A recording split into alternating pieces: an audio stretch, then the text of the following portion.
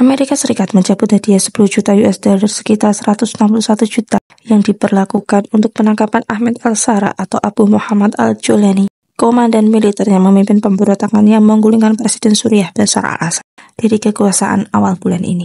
Keputusan untuk membatalkan hadiah sebagai imbalan untuk menangkap Shara, pemimpin Hayat Tahrir Asyam, adalah keputusan kebijakan yang dibuat ketika Washington memulai keterlibatannya dengan kelompok pemberontak tersebut, kata Barbara Alif, asisten Menteri Luar Negeri untuk urusan Timur Dekat, dalam pengarahan virtual kepada wartawan pada Jumat 20 Desember 2024.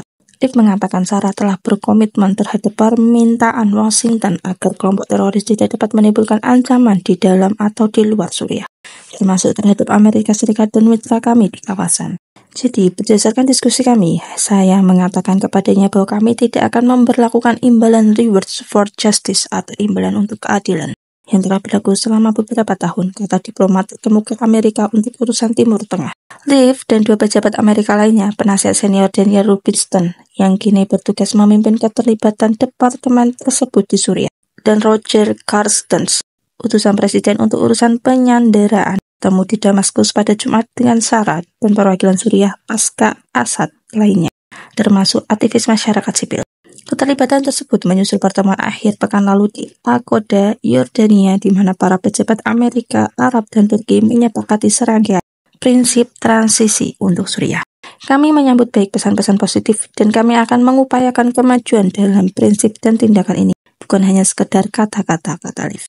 Kami sepenuhnya mendukung proses politik yang dipimpin dan dimiliki oleh Suriah yang menghasilkan pemerintahan yang inklusif dan representatif, yang menghormati hak semua warga Suriah termasuk perempuan dan komunitas etnis dan agama yang beragam di Suriah.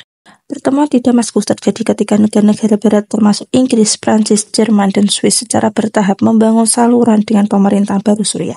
Di bawah Perdana Menteri sementara Muhammad al-Bashar, kata Turki sedang dalam proses membuka kembali kedutaan mereka di Suriah. Sejak 1979, Amerika telah menetapkan Suriah sebagai negara sponsor terorisme. Pengakuan Washington terhadap pemerintah baru di Damaskus dapat mengarah pada pencabutan sanksi luas yang telah melumpuhkan perekonomian Suriah.